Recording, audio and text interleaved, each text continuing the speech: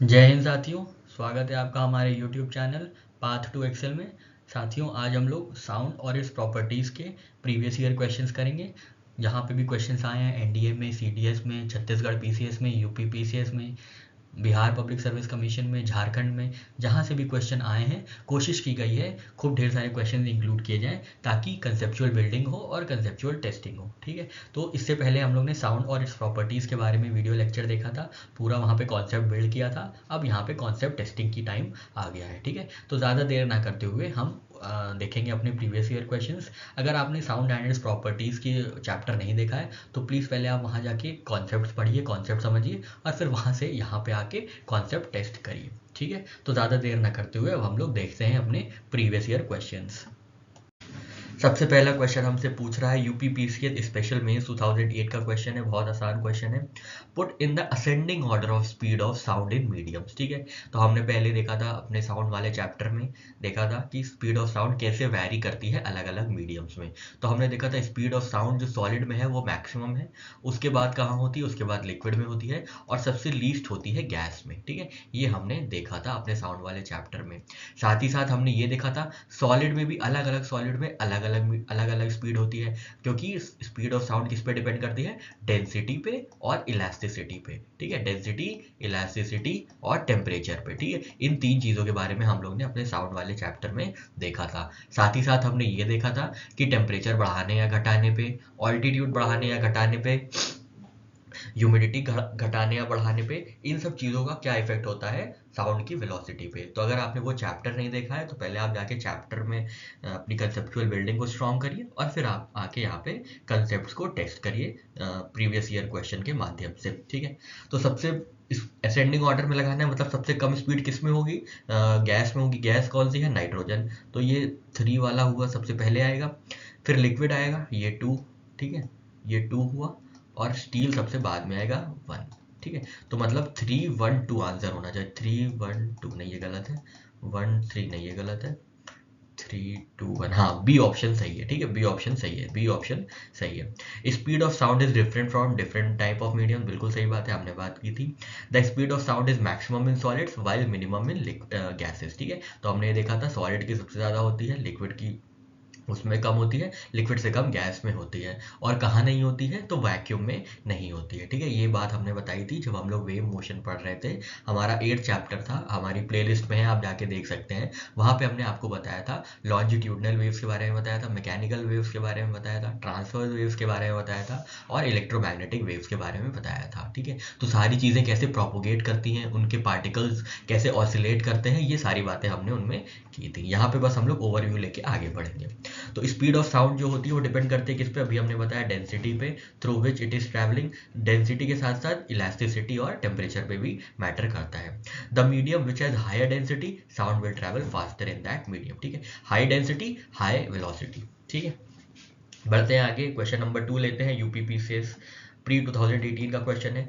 Sound will have highest velocity in steel, क्योंकि ये solid है। ठीक है, एयर में कम होगी, वाटर में कम होगी, वैक्यूम में तो बिल्कुल ही नहीं होगी। ठीक है, speed of sound eight air में कितनी होती है, तो लगभग 330 होती है, ये हमने टेबल में देखा था। और एयर का टेम्परेचर अगर 25 डिग्री कर दें तो यही हो जाती है लगभग 344। ठीक है, स्टील में ये जो होती है लगभग 5950 मीटर पर सेकेंड होती है। ठीक है, उसी तरीके से एल्यूमिनियम में और ज़्यादा होती है। एल्यूमिनियम हालांकि स्टील है लेकिन ज़्यादा डेंस है स्टील से, तो उसकी स्पीड ज़्यादा हो जाती है, लगभग 6200 6300 हो जाती है। ठीक है, ये सारी बातें हमने टैबुलर फॉर्म में देखी थी।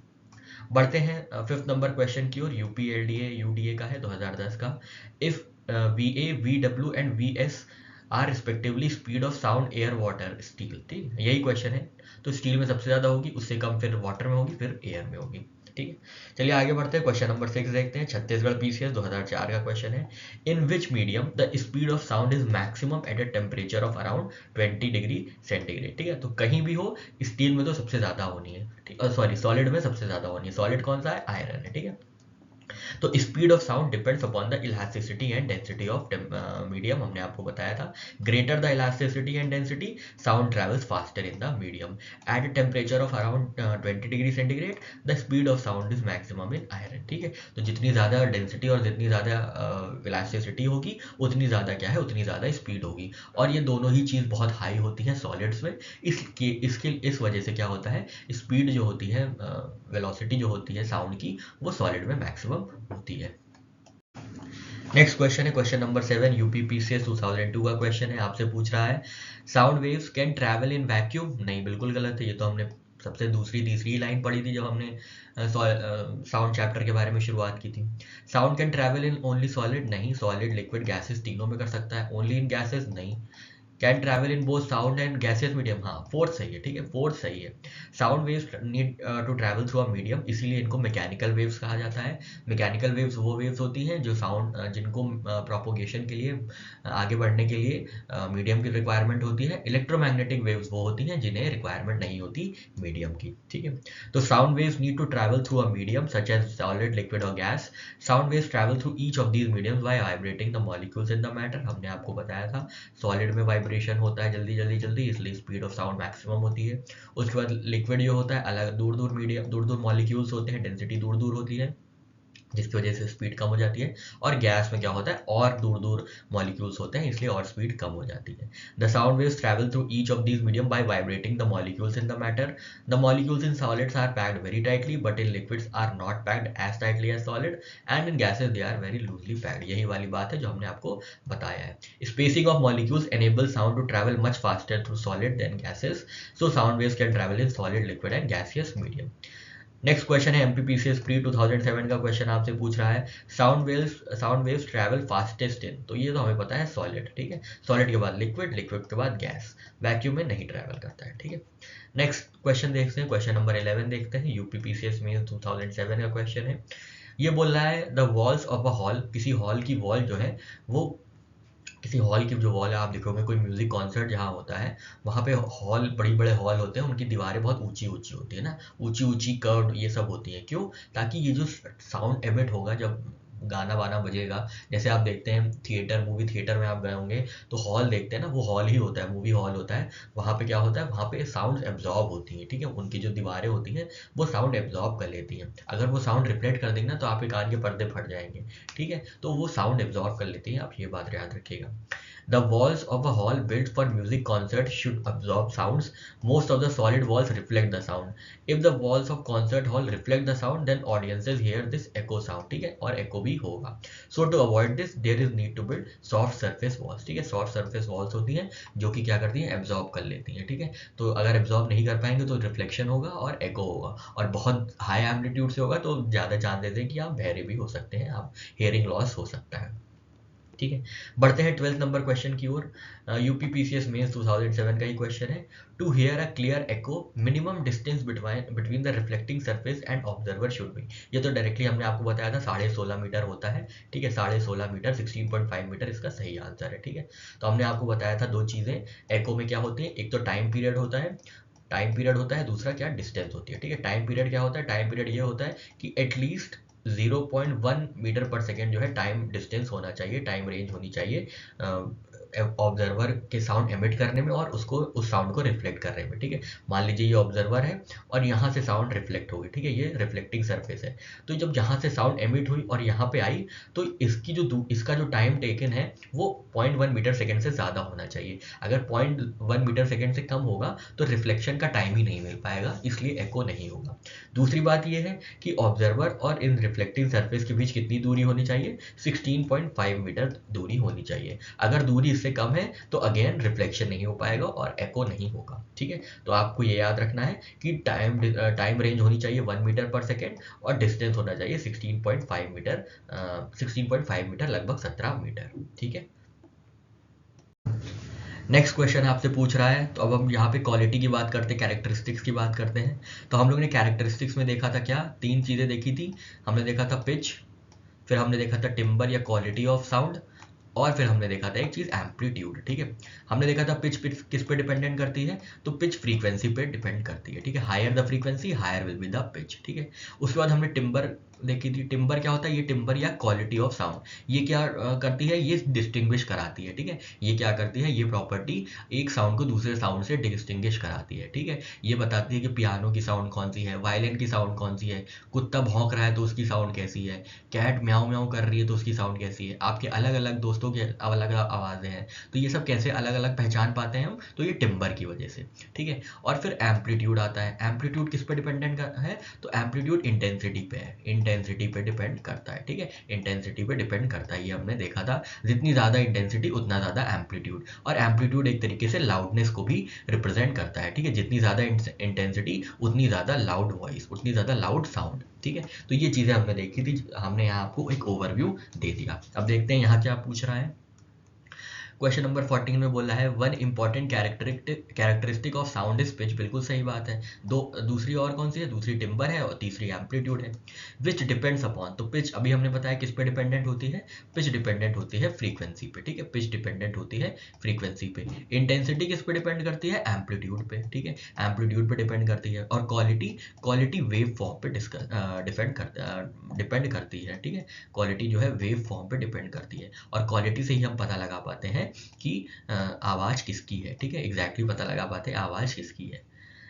एक्सप्लेनेशन देख लेते हैं। इसका आंसर बी है, बिल्कुल सही बात है, फ्रीक्वेंसी है। The sensation of frequency is commonly referred to as pitch of the sound. A high pitch sound corresponds to high frequency sound wave and low pitch sound corresponds to low frequency sound wave. High pitch means very rapid oscillation and low pitch corresponds to lower oscillation, ठीक है। ये हमारी बात हुई। बढ़ते हैं आगे। 15 number question यूपीएलडीए का क्वेश्चन है। Two astronauts can not hear each other in moon surface because, ये तो बहुत आसान है। मून पे मीडियम नहीं होता है, मीडियम नहीं होता है तो सुनाई नहीं देता है, क्योंकि साउंड को प्रोपोगेट करने के लिए, साउंड को एक जगह से दूसरी जगह पहुंचने के लिए मीडियम चाहिए होता है। देख लेते हैं इसके options. Their ears have stopped working on the moon, नहीं भाई ये तो बिल्कुल गलत बात है। No atmosphere on the moon, बिल्कुल एटमॉस्फेयर नहीं है तो मीडियम नहीं है, ठीक है। एटमॉस्फेयर नहीं है तो मीडियम नहीं है। बाकी क्या ऑप्शन है देख लेते हैं। ऑप्शन सी कह रहा है they wear special space suits on the moon, तो उससे हेयरिंग लॉस थोड़ा ना हो जाए, ये भी गलत है। The sound travels much more slowly on moon, ना भाई, तो आंसर इसका बी होगा, ठीक है। in order for sound to propagate from one place to another, it requires a medium or a fluid to move through, हमने आपको बताया। The air on the earth allows sound waves to move from one point to another. However, there is vacuum on the surface of moon. There is no sound on the moon, ठीक है। तो vacuum ना होने की मतलब vacuum होने की वजह से मीडियम नहीं होता, और मीडियम ना होने की वजह से साउंड प्रोपोगेट नहीं होती है, ठीक है। बढ़ते हैं आगे। 17 नंबर क्वेश्चन लेते हैं। IAS प्री 2007 का क्वेश्चन है। आपसे पूछ रहा है a flute of smaller length produces waves of lower frequency, ठीक है। A flute of smaller length मतलब लेंथ क्या है? कम है, मतलब वेवलेंथ कम है। वेवलेंथ कम है तो फ्रीक्वेंसी ज़्यादा होगी ना, ये तो हमने देखा था, ठीक है। ये लैम्डा है, ये किसके प्रोपोर्शनल है? ये इन्वर्सली प्रोपोर्शनल है किसके? ये फ्रीक्वेंसी के इन्वर्सली प्रोपोर्शनल होती है, और ये एनर्जी के फ्रीक्वेंसी इन्वर्सली प्रोपोर्शनल होती है। ये दोनों बातें हम लोग ने इलेक्ट्रोमैग्नेटिक स्पेक्ट्रम में वेव मोशन में हम लोग ने ये देखी थी। वेव मोशन का चैप्टर है, आप उसको एक बार जाके देख सकते हैं, सारे कन्फ्यूजन्स क्लियर हो जाएंगे, ठीक है। तो लैम्डा जो है इन्वर्सली प्रोपोर्शनल है। लैम्डा मतलब क्या होता है? वेवलेंथ, ठीक है। तो यहाँ बता रहे हैं flute of small wavelength produces waves of lower frequency, ना भाई वेवलेंथ कम है तो फ्रीक्वेंसी और एनर्जी दोनों ही ज़्यादा होगी, ठीक है। तो ये वाला ऑप्शन गलत हो गया, ऑप्शन ए गलत है, मतलब ऑप्शन 1 गलत है। ऑप्शन 2 पढ़ते हैं।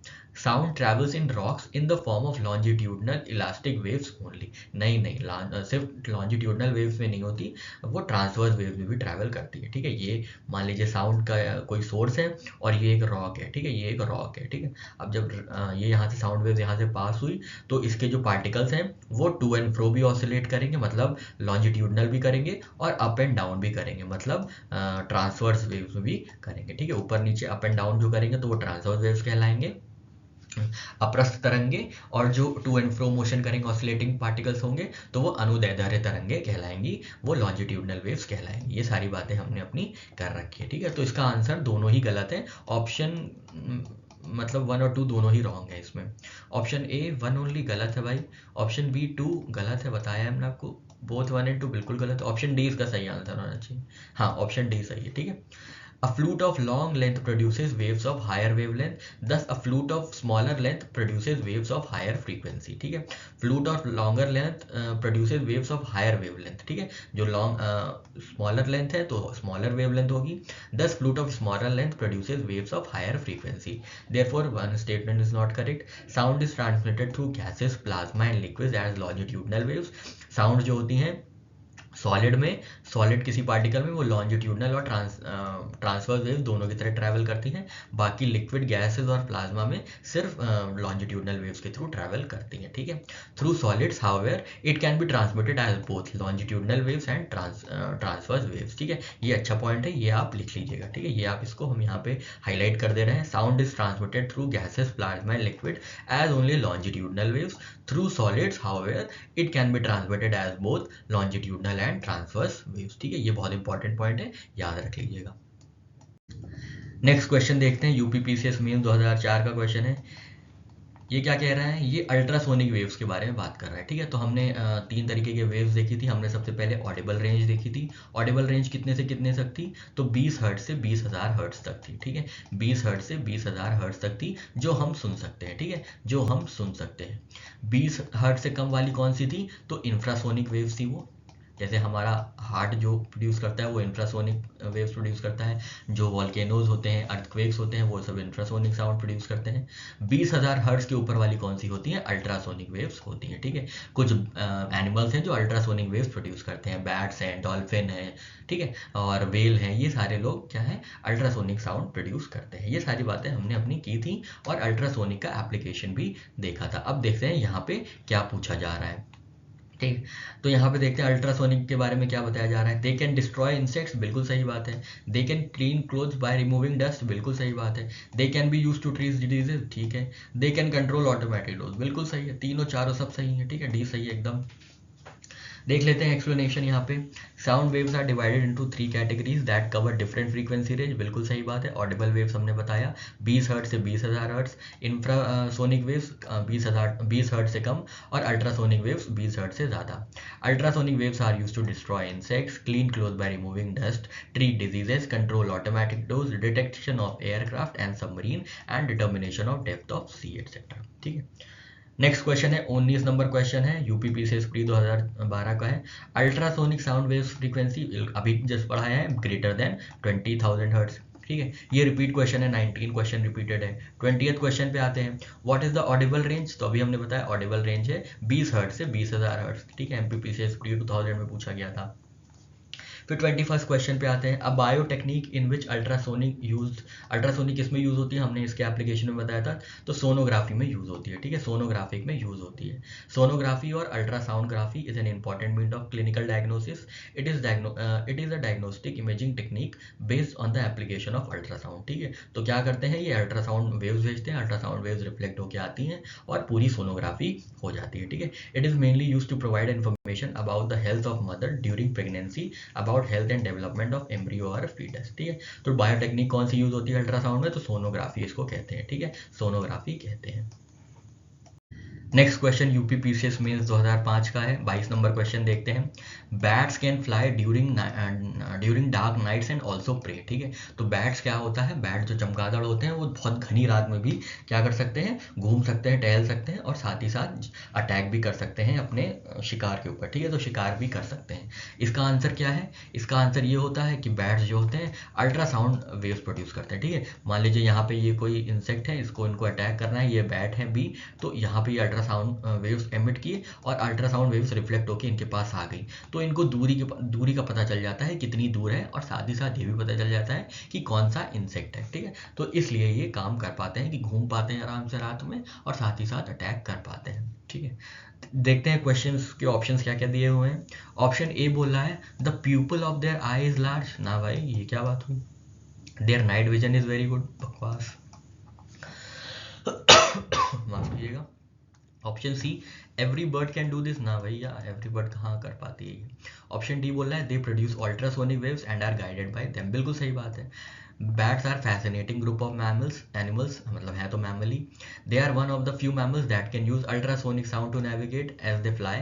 दे make an ultrasonic shouting sound. The returning echo gives the bat information about that insect ठीक है, about speed and size of an insect on which way it is going. The system of finding prey is called echolocation, locating things by their echoes. ठीक है, तो एको का use करके locate कर लेते हैं इंसेक्ट्स को बैट। ठीक है, आसान सा था। बढ़ते हैं 23 नंबर क्वेश्चन की ओर। यूपीपीसीएस 2002 का मेंस का ही क्वेश्चन है। The heart vibrates at infrasonic, बिल्कुल सही बात है, इंफ्रासोनिक पे वाइब्रेट करती है। ठीक है, 20 हर्ट्ज से कम जो है इनकी फ्रीक्वेंसी होती है हार्ट की। नेक्स्ट क्वेश्चन आपसे बोल रहा है the speed of sound is more in gas than in liquid and solid. बिल्कुल गलत है, हम लोग पढ़ते आए हैं कि सॉलिड्स में सबसे ज़्यादा, लिक्विड में उससे कम और गैस में सबसे कम। नेक्स्ट स्टेटमेंट बोल रहा है Mach number is use to describe the speed of sound. बिल्कुल हमने देखा था मैक नंबर क्या होता है, speed of object upon speed of sound in air. ठीक है, speed of object upon speed of sound in air. ठीक है, तो Mach number is use to describe the speed of sound, बिल्कुल सही बात है। फिर बोल रहा है फोर्थ स्टेटमेंट बोल रहा है ultrasonic sound has a frequency more than 20 hertz. ठीक है, तो ये बिल्कुल थर्ड बिल्कुल सही है, फोर्थ बिल्कुल सही है, सेकंड गलत है और फर्स्ट सही है। ठीक है, तो फर्स्ट, थर्ड और फोर्थ, 1 3 4 जहाँ पे होगा, 2 गलत है, 2 काट दीजिए आप, 2 गलत है यहाँ पे भी और 2 यहाँ पे भी गलत है, तो option C 1 3 4 is the right answer.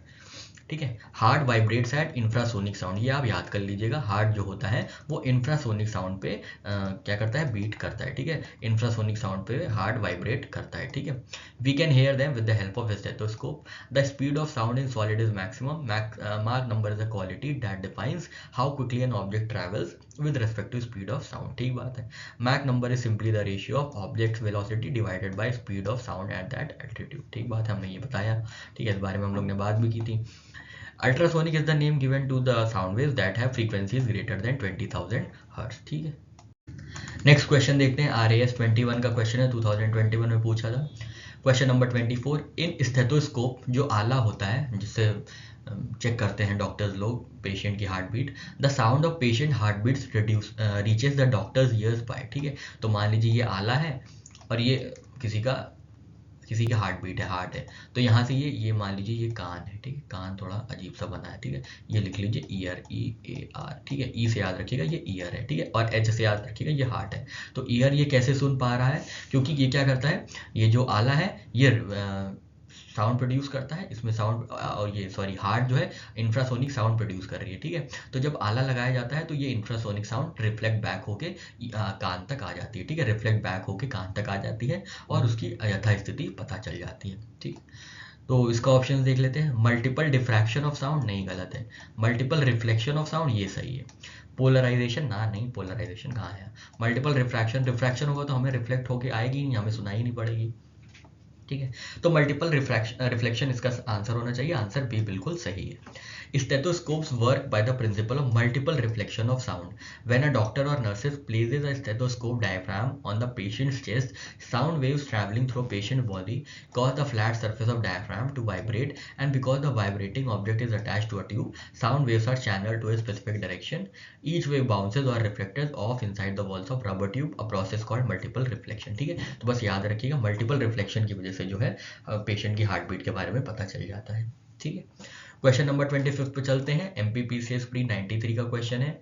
ये बोल रहा है which one of the following is the effect of flight of supersonic jet. ठीक है, तो सुपरसोनिक जेट जो होते हैं वो जब उड़ते हैं तो क्या हार्मफुल इफेक्ट्स उसके क्रिएट होते हैं। ठीक है, तो आपके ऑप्शन है एयर पोल्यूशन, बिल्कुल एयर पोल्यूशन भी होता है। ऑप्शन बी आई डिजीज भी हो सकता है। Option C depletion in ozone layer और option D none of this. ठीक है, तो डिप्लीशन इन ओजोन लेयर बहुत ज़्यादा प्रोमिनेंट इफेक्ट है क्योंकि ये CFCs प्रोड्यूस करते हैं। ठीक है, जो सुपरसोनिक जेट होते हैं जब वो फ्लाई करते हैं तो वो क्या होता है, क्लोरोफ्लोरोकार्बन्स वाले एमिट करते हैं जिसकी वजह से जो है ओजोन हार्म होती है। ठीक है, a jet engine is a machine for turning fuel into thirst.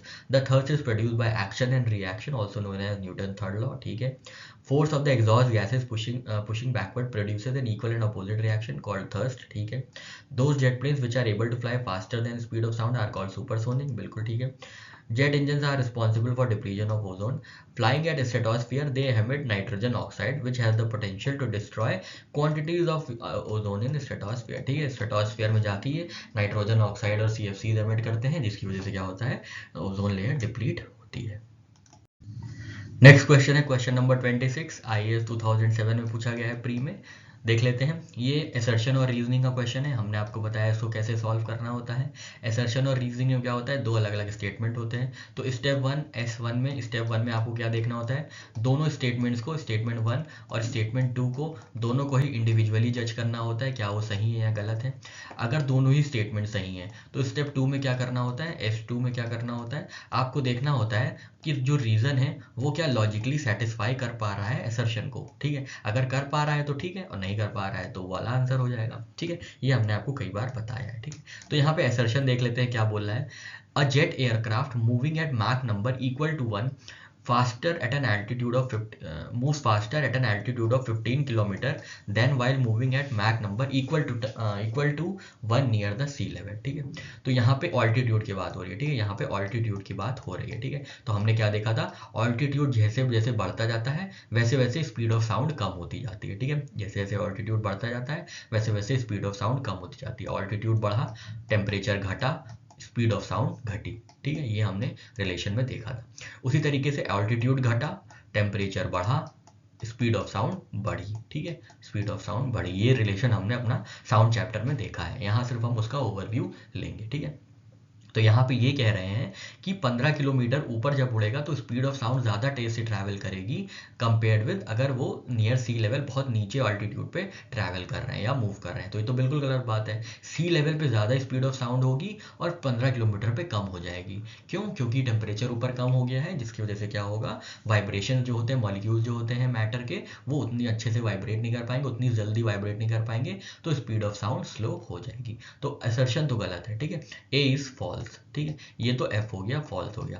अब आर देखते हैं, the velocity of sound depends upon the temperature of surrounding medium. बिल्कुल सही बात है, हमने वेलोसिटी ऑफ साउंड के बारे में देखा था, किस पे डिपेंडेंट होती है, तो ये टेम्परेचर पे डिपेंडेंट है, इलास्टिसिटी पे डिपेंडेंट है और डेंसिटी पे डिपेंडेंट है। ठीक है, ना इलास्टिसिटी ज़्यादा होती है एल्टीट्यूड पे और ना ही डेंसिटी ज़्यादा होती है और ना ही टेम्परेचर, तो वेलोसिटी कैसे ज़्यादा होगी, वेलोसिटी भी कम हो जाती है। ठीक है, तो आर इज ट्रू। देख लेते हैं क्या कोड है इनके। ऑप्शन ए बोल रहा है both A and R true, नहीं नहीं। ये ऑप्शन बी बोल रहा है both A and R are true, ये भी गलत है क्योंकि ए ही फॉल्स है। Option C A is true, नहीं। Option D A is false, बिल्कुल सही बात है, ऑप्शन डी सही आंसर है। ठीक है, speed of supersonic bodies is indicated by Mach number, हमने देखा था। The Mach number of an airplane is the ratio of speed of body to the speed of sound in particular medium, usually the atmosphere of earth. As we know, speed of sound increases with increase in temperature, the speed of sound at higher altitude decreases due to decrease in temperature. Statement one is false, जैसा हमने आपको बताया था। और फिर reason की क्या बात है, रीजन वाला statement, the velocity of sound wave travelling through the air does not very with air pressure but depends upon the temperature of air. बिल्कुल सही बात है, हमने आपको बताया था प्रेशर जो है वो इंडिपेंडेंट है ऑन वेलोसिटी ऑफ साउंड। जो वेलोसिटी ऑफ साउंड होती है वो प्रेशर से इंडिपेंडेंट है। वो किससे इफेक्ट होती है वेलोसिटी ऑफ साउंड, टेम्परेचर से, ह्यूमिडिटी से, ऑल्टीट्यूड से, इन सब चीज़ों से, इलास्टिसिटी से, डेंसिटी से, इन सब चीज़ों से डिपेंड होती, इन सब चीज़ों से क्या होता है, वो अफेक्ट होती है। ठीक है, बढ़ते हैं 27 नंबर क्वेश्चन की ओर। 27 नंबर बोल रहा है decibel is use to measure. ये तो हम लोग बहुत आसान क्वेश्चन है, बड़ा ही था। डेसिबल जो है वो साउंड इन एटमॉस्फेयर को मेजर करने के लिए होता है। ठीक है, decibel unit is measure sound intensity, B option. Decibel unit sound intensity of sound, तो ये तीनों सारे रिपीटेड क्वेश्चन है। आप देखिएगा डेसिबल किसके रिलेटेड है, तो डेसिबल साउंड से रिलेटेड है। ठीक है, साउंड से रिलेटेड है। नेक्स्ट क्वेश्चन बात करते हैं, RAS 2003 का क्वेश्चन है। 30th number question, what is the decibel level of sound produce by two person in conversation. ठीक है, तो हमने इस हमने जब बात कर रहे थे ऑडिबल रेंजेस की, तो हमने आपको पूरी लिस्ट दी हुई थी। उसमें रसलिंग ऑफ लीव्स 5 डेसिबल पे था, विस्पर जो था मतलब आपस में कॉन्वर्सेशन वो 15 से 20, मतलब फुसफुसाहट 15 से 20 डेसिबल थी, नॉर्मल कॉन्वर्सेशन 30 से 60 थी। ठीक है, फिर जेट इंजन का हमने देखा था लगभग 170 180 था, सायरन 200 लगभग पहुंच गया था, 200 डेसिबल। ये सारी चीज़ें हमने देखी थी, तो आप वहाँ जाके देख सकते हैं, बहुत ही एग्जॉस्टिव लिस्ट दे रखी है। ठीक है, तो यहाँ पे पूछ रहा है कि decibel level of sound produce by 2 person in conversation, जब आपस में बातचीत करते हैं तो कितना डेसिबल प्रोड्यूस होता है। तो हमने देखा था ये लगभग 20 से 30 डेसिबल होता है। ठीक है, लगभग सॉरी ये 30 से 50 डेसिबल या 30 से 60 डेसिबल तक होता है। ठीक है, 10 से 20 डेसिबल तक जो फुसफुसाहट करते हैं हम लोग वो होता है। 5 डेसिबल तक जो रसलिंग ऑफ लीव्स होती है, जो पत्तियां आपस में मतलब पत्तियां जो जब हवाएं चलती हैं तो साउंड प्रोड्यूस करती हैं, तो वो लगभग 5 से 10 डेसिबल होती है। ठीक है, तो इसका सही आंसर होना चाहिए 20 से 30 डेसिबल। अबाउट 5 डेसिबल नहीं, ये तो रसलिंग ऑफ लीव्स है। अबाउट 10 डेसिबल ये तो फुसफुसाहट है, मतलब विस्परिंग। अबाउट 30 डेसिबल बिल्कुल सही है, ऑप्शन सी सही है। और अबाउट 100 डेसिबल, 100 डेसिबल तो बहुत ज़्यादा हो जाता है, बहरे हो जाएंगे। ठीक है, 100 डेसिबल में तो ऑलमोस्ट बहुत ज़्यादा हार्म करती है। ठीक है, तो यहाँ पे intensity of sound is measured in decibel हमने देखा था। विस्पर की क्या इंटेंसिटी है, तो 15 से 20 डेसिबल। नॉर्मल कॉन्वर्सेशन 30 से 60 डेसिबल। एंगर कॉन्वर्सेशन जिसमें चिल्लाहट मचती है 70 से 80 डेसिबल। ट्रक या मोटरसाइकिल 90 से 95। इंस्ट्रूमेंट फैक्ट्री 100 से 110 डेसिबल। और जेट प्लेन लगभग 150 डेसिबल में। ठीक है, बढ़ते हैं 35 नंबर क्वेश्चन पे। Sound above which level is considered hazardous noise pollution. तो ये डायरेक्ट जो है फैक्ट है, 80 डेसिबल के ऊपर जो होता है वो नॉइस पोल्यूशन कंसिडर करते हैं। ठीक है, sound above 80 decibel is considered hazardous noise pollution. Continued exposure to high levels of noise results in fatigue, hearing loss और even total loss of hearing. ठीक है, नेक्स्ट क्वेश्चन पे बढ़ते हैं। 32nd क्वेश्चन यूपीपीसीएस प्री 2018 का question है। ये बोला है रसलिंग ऑफ ट्री लीव्स। ठीक है, रसलिंग ऑफ ट्री लीव्स अभी हमने बताया था, तो लगभग 5 से 10 डेसिबल, 10 से 20 डेसिबल तक हो जाता है। ठीक है, तो ये 20 डेसिबल इसका आंसर होगा। वैसे तो इसका आंसर 10 डेसिबल होना चाहिए।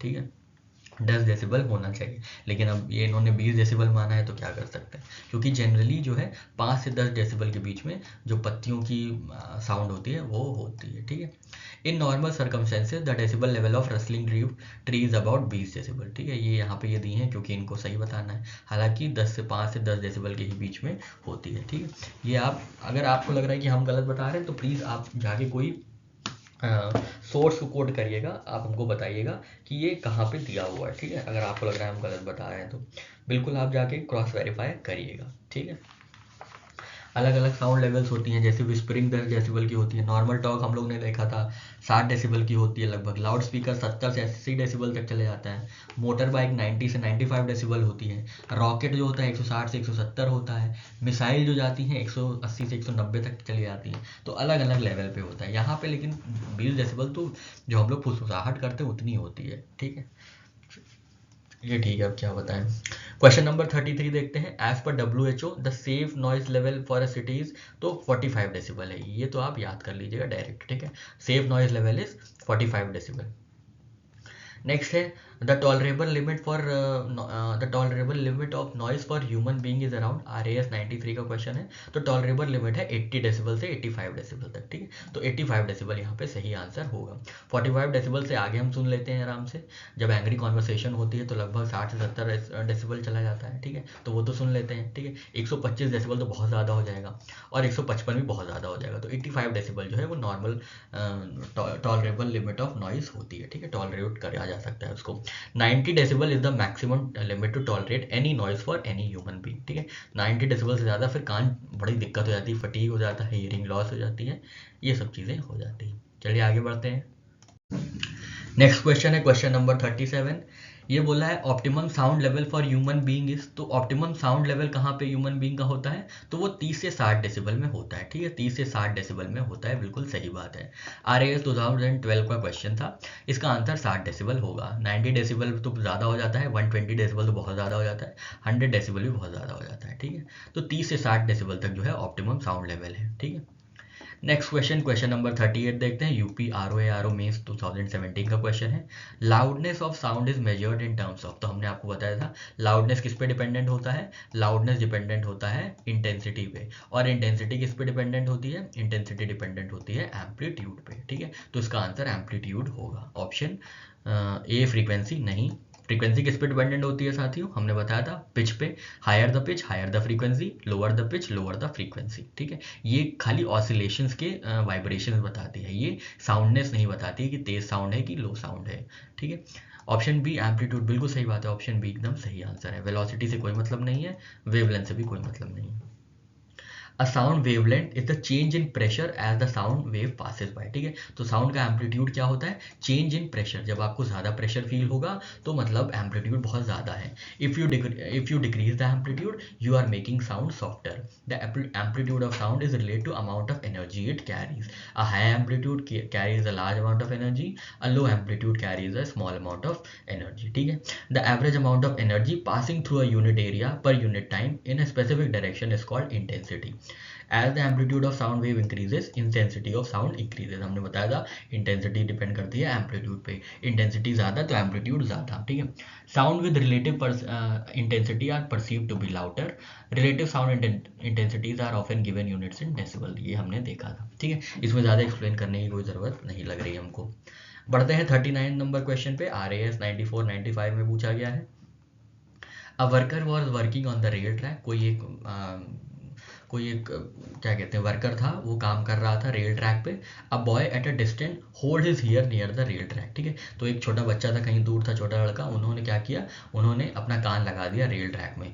The boy was able to hear sound of the blow of workman twice, ठीक है। तो जो लड़का था जब उसने कान लगाया रेल ट्रैक पे तो उनको दो बार उन लड़के को दो बार क्या हुआ, सुनाई पड़ी साउंड। क्यों? क्योंकि क्या होता है, जो स्पीड ऑफ साउंड होती है वो सॉलिड में हाई होती है, ठीक है। सॉलिड में हाई होती है जिसकी वजह से क्या होता है, हमें दो बार चीज़ें सुनाई पड़ जाती है, ठीक है। और एयर में वो कम होती है, इसीलिए हमें इतनी जल्दी से सुनाई नहीं देती, इतनी आराम से सुनाई नहीं देती है, ठीक है।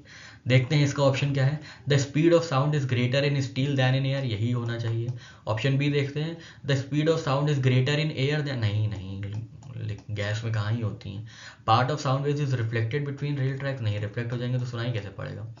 His ears are at different distance from the source, नहीं ये तो कोई बात नहीं, ठीक है। तो ऑप्शन ए सही है। Speed of sound is greater in steel than in air as sound reaches first by rail track and then by air, ठीक है। पहले रेल सॉलिड से पहुंचती है और फिर एयर से पहुंचती है, ठीक है। एयर की साउंड स्लो होती है, सॉलिड की साउंड जल्दी होती है, इसलिए दो बार हमें सुनाई पड़ती है, ठीक। नेक्स्ट क्वेश्चन देखते हैं, क्वेश्चन नंबर 40, छत्तीसगढ़ पीसीएस 2020 का क्वेश्चन है। क्या बोल रहा है ये देखते हैं। तो कुछ 3 स्टेटमेंट्स दी गई हैं, इनमें आपको बताना है कौन सा स्टेटमेंट ट्रू है, कौन सा कथन सत्य है, ठीक है। पहला स्टेटमेंट कह रहा है speed of sound decreases when we go from solid to gaseous state, बिल्कुल सही बात है, इसमें तो कुछ इफ एंड बट है ही नहीं। स्टेटमेंट 2 बोल रहा है in any medium as we decrease the temperature speed of sound increases, नहीं, हमने आपको बताया था टेम्परेचर जैसे बढ़ेगा वैसे ही स्पीड ऑफ साउंड बढ़ेगी, ठीक है। स्पीड ऑफ साउंड बढ़ेगी, क्यों? क्योंकि टेम्परेचर बढ़ाने पे ज़्यादा वाइब्रेशंस होने लग जाएंगे, ज़्यादा वाइब्रेशन मतलब ज़्यादा एनर्जी ट्रांसफर होगी, ज़्यादा साउंड एनर्जी ट्रांसफर होगी। तो स्टेटमेंट 2 जो है वो पूरी तरीके से गलत है। स्टेटमेंट 3 बोल रहा है speed of sound is less in aluminium medium than in glass medium, ऐसा हो सकता है क्या? नहीं, एल्यूमिनियम में ज़्यादा क्यों होगी, हालांकि दोनों सॉलिड है, तो ज़्यादा किस में होगी, लेकिन ज़्यादा इसलिए होगी एल्यूमिनियम में क्योंकि एल्यूमिनियम का टेम्परेचर डेंसिटी ज़्यादा होती है और इलास्टिसिटी ज़्यादा होती है। ग्लास की इलास्टिसिटी और डेंसिटी दोनों ही कम है व्हेन कंपेयर्ड विद एल्यूमिनियम, तो ये भी गलत है। तो ऑप्शन मतलब स्टेटमेंट 1 एकदम सही होना चाहिए, बाकी दोनों गलत हैं। स्टेटमेंट 1, 2, 3 नहीं, तीनों गलत, तीनों सही नहीं है। स्टेटमेंट 1 एंड 2 आर ट्रू, नहीं 2 भी गलत है। ओनली स्टेटमेंट 1 इज ट्रू, बिल्कुल सही है। 2 एंड 3 आर ट्रू, नहीं गलत है। ऑप्शन सी एकदम सही आंसर है, ठीक है। Speed of sound depends upon nature of medium through which propagates, हमने आपको बताया था। Speed of sound is maximum in solid, maximum होती है सॉलिड में, मिनिमम होती है गैस में।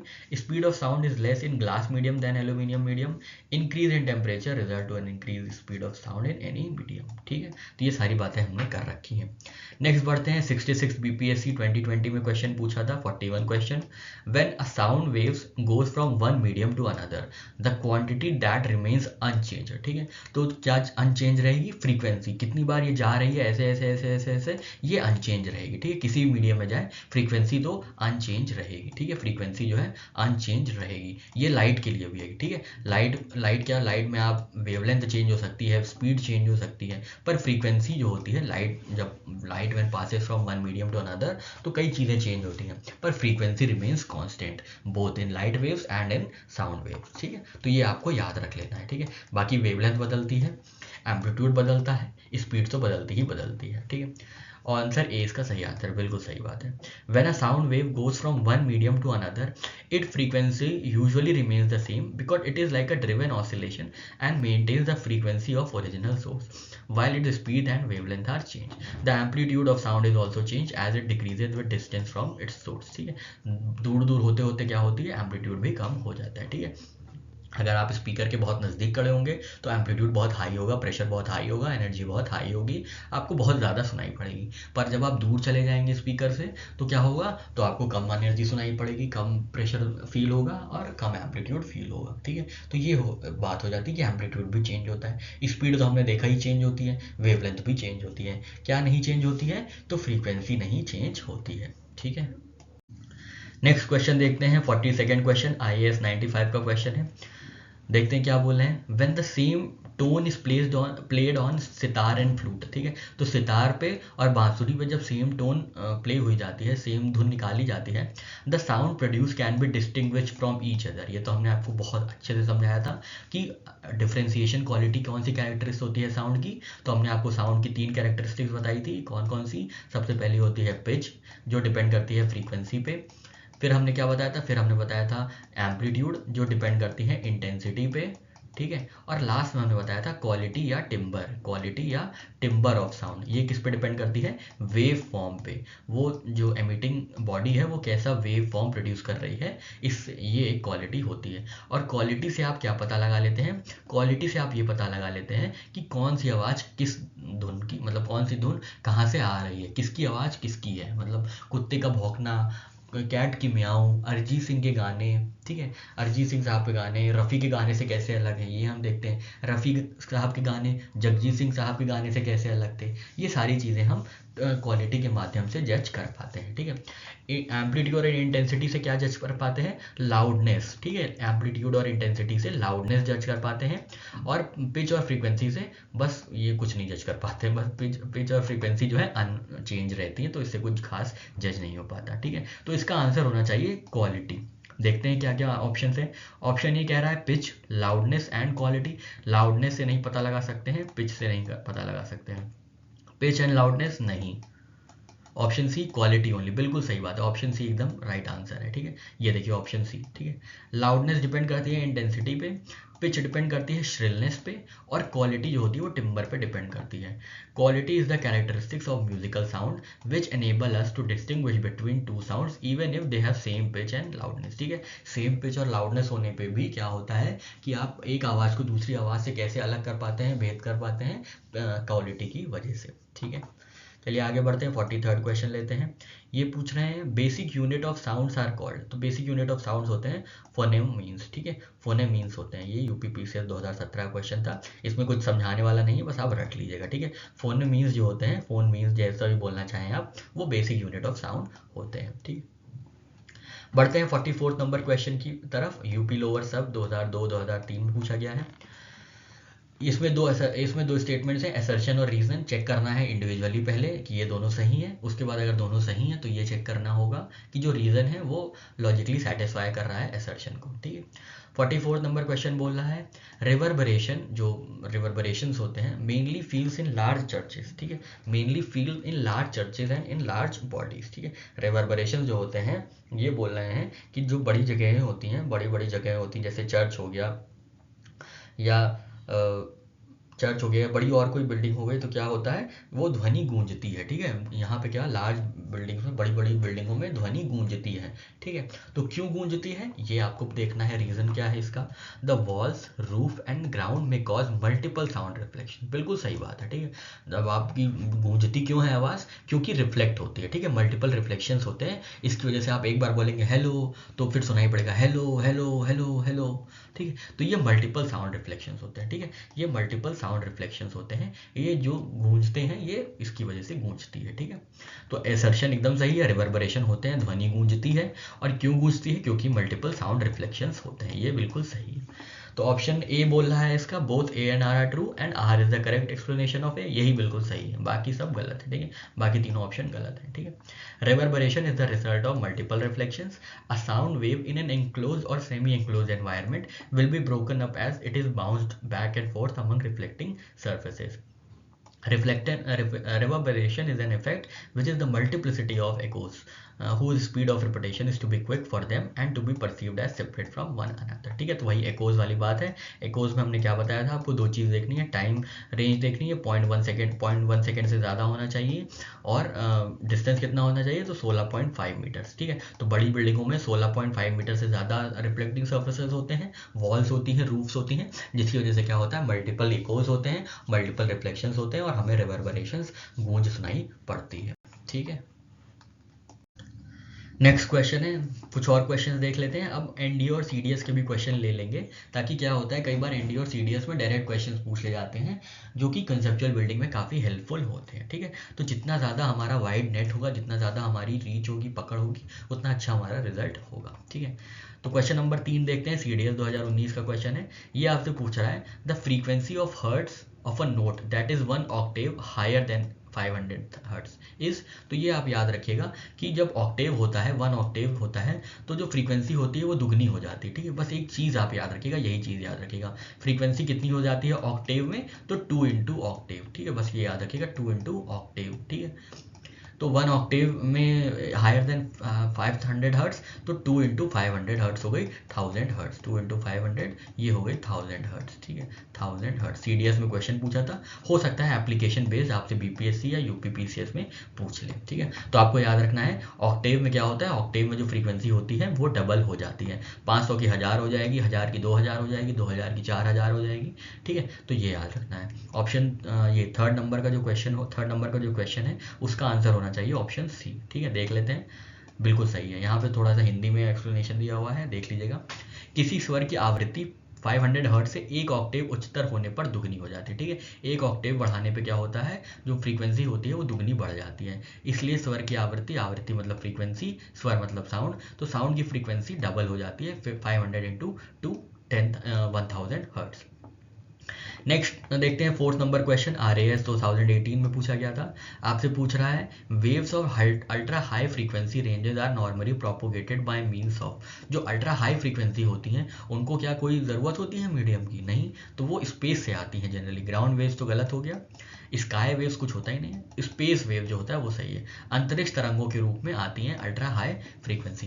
पराउच्च आवृत्ति की तरंगें अंतरिक्ष तरंगों के रूप में संचारित की जाती हैं. ठीक है, जो अल्ट्रा हाई फ्रीक्वेंसी होती हैं वो स्पेस वेव्स की तरह क्या करती हैं, प्रोपोगेट करती हैं. यह विद्युत चुंबकीय विकिरण की पट्टी है, इलेक्ट्रोमैग्नेटिक वेव्स की पट्टी है, जिसकी फ्रीक्वेंसी 300 हर्ट्ज से 3 गीगाहर्ट्ज के बीच में होती है. इन तरंगों का प्रयोग आधुनिक मोबाइल फ़ोन में, दूरदर्शन के प्रसारण में या ग्लोबल पोजिशनिंग सिस्टम में होता है. ठीक है, तो ये अल्ट्रा हाई फ्रीक्वेंसी वाली बात हो गई. ठीक है, अब बढ़ते हैं हम लोग 5th नंबर क्वेश्चन की ओर.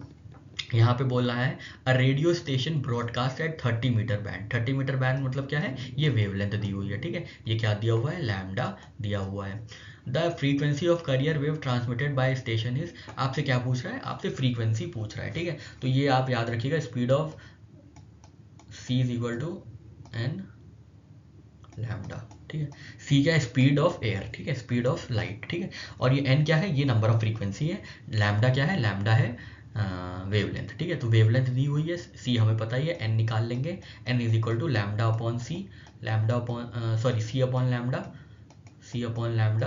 सी क्या है, 3 × 10⁸ अपॉन 30, तो ये हो जाएगा 10 मेगा हर्ट्ज. ठीक है, ये हो जाएगा 10 मेगा हर्ट्ज. ठीक है, ये आंसर एकदम सही है. एप्लीकेशन बेस्ड है, एक बार ध्यान दीजिएगा. नेक्स्ट क्वेश्चन 6 पूछ रहे हैं आपसे. उत्तराखंड पीसीएस 2016 का क्वेश्चन है. विच of the following is mechanical wave. ठीक है, मैकेनिकल वेव कौन सी होती है, जिनको मीडियम चाहिए होता है. ठीक है, देख लेते हैं कौन सी है. रेडियो वेव्स को मीडियम चाहिए होता है क्या, नहीं, ये तो बहुत दूर दूर से तारों से आती है. ठीक है, तो उनको मीडियम नहीं चाहिए, बिल्कुल गलत है. एक्सरे को मीडियम चाहिए, एक्सरेज भी तारों से आती है, कौसार पल्सर यहाँ से आती हैं. ठीक है, तो एक्सरे भी गलत है. लाइट वेव्स बहुत दूर से आती हैं, सन से आती है, उनको तो ज़रूरत ही नहीं है. तो बची साउंड वेव. बिल्कुल, साउंड वेव जो है उनको मीडियम चाहिए होता है पास होने के लिए, इसलिए वो मैकेनिकल वेव है. ठीक है, नेक्स्ट क्वेश्चन नंबर 14 है. हरियाणा पीसीएस 21 का क्वेश्चन आपसे पूछा जा रहा है. The depth of a sea can be determined by using sonar. And consider the following statements about it. ठीक है, तो सोनार हमने आपको बताया था ऑब्जेक्ट होता है, क्या होता है, ये ऑब्जेक्ट है सोनार मान लीजिए। ठीक है, एस है ये, मान लीजिए सोनार है, और इसको नेविगेशन में यूज़ किया जाता है। ये यहाँ पे ये पानी है, ठीक है, ये पानी है ढेर सारा, ठीक है, समुंदर है पूरा। ठीक है, सोनार को नीचे फेंका गया, नीचे फेंका गया। ठीक है, तो सोनार ने क्या किया, सोनार ने अल्ट्रासोनिक वेव्स प्रोड्यूस की। ठीक है, अल्ट्रासोनिक वेव्स प्रोड्यूस की, और ये अल्ट्रासोनिक वेव्स डेप्थ पे लड़के वापस चली गई, रिफ्लेक्ट हो गई। ठीक है, तो हमें पता चल गया कि कितनी दूरी पे है डेप्थ। ठीक है, कितनी डेप्थ है और कितनी दूरी पे सतह है। ठीक है, तो बॉटम कितना अंदर है ये हमें पता चल गई, ये हमें डिस्टेंस पता चल गई, किसकी मदद से, सोनार की मदद से। सोनार ने क्या किया, अल्ट्रासाउंड वेव्स प्रोड्यूस की। ठीक है, देख लेते हैं अब उससे रिलेटेड क्या बातें कही गई हैं, क्योंकि हमने सोनार और डॉपलर इफेक्ट जो है ये सारी बातें हमने अपने चैप्टर में कर रखी हैं। ठीक है, देखते हैं स्टेटमेंट 1 बोल रहा है it uses ultrasonic waves for the measure of depth of sea. बिल्कुल सही बात है, अभी हमने आपको बताया है। ठीक है, बिल्कुल सही बात है। फिर ये बोल रहा है the speed of ultrasonic waves in sound water is same as that of sound in air. Ultrasonic waves कौन सी हैं, अल्ट्रासोनिक वेव्स हैं साउंड वेव्स। तो साउंड वेव्स क्या सिमिलर वेलोसिटी पे फ्लो करती हैं एयर में भी और वाटर में भी, बिल्कुल गलत है। तो ऑप्शन बी गलत, सॉरी स्टेटमेंट 2 गलत हो गया। स्टेटमेंट 3 कह रहा है time taken by ultrasonic waves reflected from the bottom of sea to reach the detector is used to measure the depth. बिल्कुल सही बात है, ये तो इसमें तो कोई ऑब्जर्वेशन वाली बात है, इसमें कोई कॉन्सेप्ट वाली बात ही नहीं है। जितना टाइम लेगा उतना ही समझ जाएंगे, उतनी ही डेप्थ पे है। ठीक है, तो ऑप्शन 1 और 3 सही है, स्टेटमेंट 1 और 3। स्टेटमेंट 2 गलत है। ठीक है, तो 2 ये वाला गलत हो गया, 2 ये वाला गलत हो गया। ऑप्शन बी और ऑप्शन ए बोल रहा है 3 ओनली, ऑप्शन बी बोल रहा है 1 एंड 3 ओनली। तो इसका सही आंसर है ऑप्शन बी 1 एंड 3 ओनली। ठीक है, तो 1 और 3 दोनों सही है। देख लेते हैं इनका एक्सप्लेनेशन। सोनार का फुल फॉर्म होता है साउंड नेविगेशन एंड रेंजिंग, जिसमें समुद्र की गहराई मापी जाती है। इसमें अल्ट्रासोनिक तरंगे, पराश्रव्य तरंगों का प्रयोग होता है, ध्वनियों का प्रयोग होता है।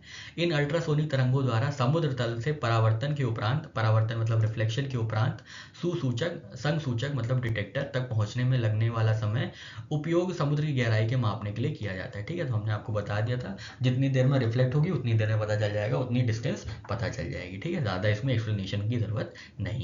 ठीक है, 13 नंबर क्वेश्चन पे आते हैं। एनडीए 2012 का क्वेश्चन है। ये बोल रहा है सोनार इज मोस्टली यूज बाय, तो अभी हमने बताया कौन यूज करता है ज़्यादातर, तो नेविगेटर्स, नौ संचालक। ठीक है, जो नेविगेटर्स होते हैं, ओशन नेविगेटर्स होते हैं, सी नेविगेटर्स होते हैं, वो ज़्यादा यूज करते हैं। ठीक है, तो सोनार का उपयोग नौसेना, नौ संचालन के द्वारा जल के अंदर संचार तथा वस्तुओं को पता लगाने के लिए किया जाता है। इस प्रक्रिया में पराश्रव्य तरंगों को प्रयुक्त किया जाता है। पराश्रव्य मतलब अल्ट्रासोनिक वेव्स को प्रोड्यूस किया जाता है, और क्या होता है, परावर्तन होती है। ठीक है, उसके बाद परावर्तन मतलब रिफ्लेक्शन होता है, जिससे पता चल जाता है। ठीक है, यहाँ पे ये दिया हुआ है, ये सेंडर है, ये डिटेक्टर है। मान लीजिए यहाँ पे कोई वस्तु है, तो अल्ट्रासोनिक वेव्स प्रोड्यूस हो रही हैं और फिर वापस आके रिफ्लेक्ट हो रही हैं, परावर्तित तरंगे हैं, मतलब रिफ्लेक्टिव वेव्स हैं। हमें पता लग गया कि कितनी दूर पे है। ठीक है, क्वेश्चन नंबर 17 देखते हैं, CDS 2016 का है। देखते हैं क्या बोल रहा है, विच of the following is not correct. इनमें से कौन सा कथन गलत है। ठीक है, कौन सा कथन सही नहीं है। तो ऑप्शन स्टेटमेंट ए बोल रहा है आपसे the response of air to the sound of increasing intensity is approximately logarithmic. ठीक है, तो ये चीज़ आप याद कर लीजिएगा, ये चीज़ हमने पढ़ाया नहीं है, पर ये चीज़ आप याद कर लीजिएगा कि जो रिस्पॉन्स होता है एयर का to the sound of increasing intensity, वो लॉगरिथमिक में होता है। ठीक है, वो लॉगरिथमिक में रिप्रेजेंट किया जाता है। फिर ऑप्शन बी बोल रहा है the sensitive of sound of human ear doesn't vary with frequency of the sound. ऐसा नहीं है भाई, फ्रीक्वेंसी तेज होती है, कुछ लोगों को फ्रीक्वेंसी वही चीज़ तेज लगती है और कुछ लोगों को वही फ्रीक्वेंसी धीरे लगती है। ठीक है, तो ये सब्जेक्टिव चीज़ है, बहुत सब्जेक्टिव चीज़ है। ठीक है, तो वैरी करती है। बूढ़े लोगों में ज़्यादा फ्रीक्वेंसी सुनाई पड़ती है बूढ़े लोगों को, और जो जवान लोग होते हैं उन्हें कम फ्रीक्वेंसी पे काम चल जाता है उनका। ठीक है, तभी तो हम देखते हैं कि जो बूढ़े लोग होते हैं उन पे ऊंचा सुना जाता है। क्यों? क्योंकि फ्रीक्वेंसी ऑफ साउंड उनकी ज़्यादा हो जाती है। ठीक है, तो ऑप्शन बी बिल्कुल गलत है। ऑप्शन सी देखते हैं क्या है, व्हेन 2 और more waves transfer the same medium, displacement of any medium is the algebraic sum of displacement due to each wave. हाँ ठीक है, ये सही है। Longitudinal waves can travel in all medium, solid, liquid and gas. ठीक है, तो हमें पता है साउंड क्या है, साउंड लॉन्जिट्यूडनल वेव है, और लॉन्जिट्यूडनल वेव सॉलिड, लिक्विड और गैसेस तीनों में ट्रैवल करती हैं। तो ऑप्शन डी भी सही हो गया। ठीक है, तो ऑप्शन बी सिर्फ गलत है यहाँ पे, बाकी सब सही है। आप एक चीज़ बस रट लीजिएगा कि ये जो response to the air of increasing, एक सेकेंड, हाँ ये response to the air to the sound of increasing intensity is approximately logarithmic, ये बिल्कुल सही बात है, ये आप याद कर लीजिएगा। ठीक, बढ़ते हैं आगे 19 नंबर क्वेश्चन की ओर। 19 नंबर क्वेश्चन एनडीए 2017 में पूछा गया था। बोल रहा है the speed of body sorry that has Mach number more than 1 is supersonic. ये तो हमें पता है सुपरसोनिक। तो हमने बताया था आपको मैक नंबर क्या होता है। मैक नंबर होता है स्पीड ऑफ ऑब्जेक्ट, ठीक है, upon speed of sound in air, in that medium या इन एयर, ठीक है। तो ये होता है speed of object upon speed of air, ठीक है। अगर ये एक से कम होती है, एक से कम होती है तो इसे क्या कहते हैं, बताइएगा क्या कहते हैं, नहीं तो आप लोग पढ़ेंगे ही नहीं, ठीक है। एक से ज़्यादा होती है तो इसको क्या कहते हैं, 1 से 5 के बीच होती है तो इसको सुपरसोनिक कहते हैं। 5 से ज़्यादा हो जाती है तो क्या कहते हैं इसको, तो इसको हाइपरसोनिक कहते हैं, ठीक है। और 1 से कम होती है तो सबसोनिक कहते हैं। अब हम आपको क्या बताएं, ठीक है, सबसोनिक कहते हैं। तो इसका सही आंसर होगा सुपरसोनिक। किसी माध्यम से किसी पिंड की चाल तथा उसी माध्यम में ताप व दाब की उन्हीं परिस्थितियों में ध्वनि की चाल के अनुपात को उस वस्तु की उस माध्यम में मैक संख्या कहते हैं, ठीक है। मैक संख्या यहाँ पे जो हिंदी मीडियम वाले हैं वो तो समझ जाएंगे, इंग्लिश मीडियम वालों के लिए थोड़ी सी तकलीफ हो सकती है। तो मैक नंबर वही होता है speed of object in the air upon speed of sound in the air, ठीक है। उसी का जो कंपैरिजन होता है वो मैक नंबर होता है, ठीक है। जैसे रिफ्रैक्टिव इंडेक्स होता है ना, speed of light in that speed of light in air in vacuum upon speed of light in that medium, ठीक है। तो रिफ्रैक्टिव इंडेक्स जैसा होता है वैसे ही मैक नंबर होता है, ठीक है। चलिए आगे बढ़ते हैं। नेक्स्ट क्वेश्चन देखते हैं क्या बोल रहा है। Question number 22, sound moves with higher velocity if pressure of medium is decreased. Pressure हमने बताया था प्रेशर इंडिपेंडेंट है, प्रेशर से कोई मतलब नहीं है स्पीड का।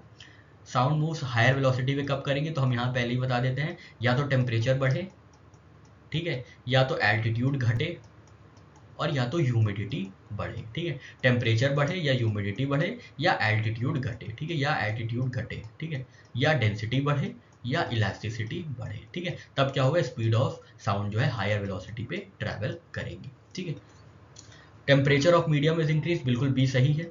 Humidity of medium is increase, बिल्कुल सही है, बी और सी सही है, ठीक है। तो ये डी कौन सा ऑप्शन है, अच्छा डी कह रहा है both B and C above, ठीक है, हाँ बिल्कुल सही है, डी ऑप्शन सही है, ठीक है।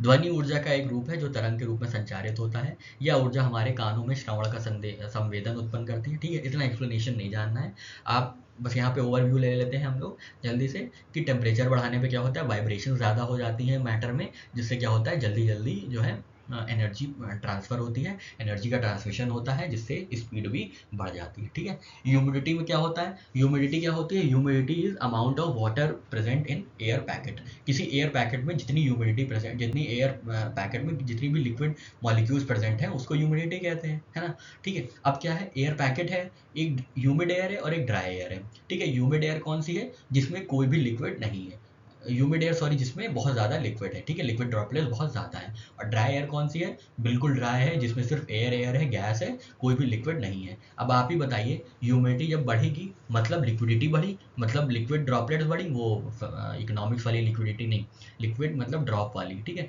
लिक्विड जब बढ़ेगी तो लिक्विड में ज़्यादा स्पीड में ट्रैवल करता है कि गैस में, और ड्राई एयर एकदम गैस है, उसमें कोई लिक्विड नहीं है। तो ह्यूमिडिटी बढ़ाने पे क्या होगा, लिक्विड बढ़ेगी, लिक्विड ड्रॉपलेट्स बढ़ी तो ह्यूमिडिटी में ज़्यादा स्पीड से ट्रैवल करती है, ह्यूमिडिटी बढ़ाने पे ज़्यादा स्पीड से ट्रैवल करती है, ठीक है। ये हमारा हुआ 22 नंबर क्वेश्चन। 23 नंबर पूछ रहा है द ऑडिबल फ्रीक्वेंसी, ये तो बहुत बार कर चुके हैं, 20 हर्ट्ज से 200 हर्ट्ज, एमपीपीसीएस प्री में पूछा था और एनडीए 2009 में पूछा था, ठीक है। अब ये क्वेश्चन हमने इसलिए लिए हैं ताकि आपको थोड़ा सा एप्लीकेशन भी बता रहे हैं। जो हमने आपको एक फॉर्मूला बताया था v is equal to N lambda, ठीक है, ये हमने आपको वेलोसिटी ऑफ साउंड का फॉर्मूला बताया था, ठीक है। जैसे स्पीड ऑफ एयर होता है n into lambda, speed of air मतलब स्पीड ऑफ लाइट जो होती है वो क्या होती है, speed of light is equal to frequency into lambda, वैसे speed of sound is equal to frequency into lambda, ठीक है। तो कई बार आपसे लैम्डा दिया होगा, आपको n बताना होगा, और कई बार आपको n दिया होगा, लैम्डा बताना होगा, ठीक है। तो आपको ये याद रखना है, ठीक है, ये वाली चीज़ याद रखनी है, ठीक है। अब यहाँ पे देखते हैं क्वेश्चन, सीडीएस एग्जाम का 21 का क्वेश्चन देख लेते हैं। अ sound wave has a frequency of 4 kilohertz and a wavelength of 30 centimetre, ठीक है। यहाँ पे क्या दिया हुआ है, इसकी वैल्यूज हम पुट कर देते हैं। एन दिया हुआ है क्या, फ्रीक्वेंसी कितनी दी हुई है, 4 किलोहर्ट्ज, 4 किलोहर्ट्ज, यूनिट नहीं लिखते हैं अभी, बस डिजिट लिख लेंगे। वेवलेंथ दी हुई है 30 सेंटीमीटर, ठीक है, वेवलेंथ दी हुई है 30 सेंटीमीटर, इसको मीटर में कन्वर्ट करेंगे तो कितनी हो जाएगा, 0.3, ठीक है, 0.3 मीटर हो जाएगा।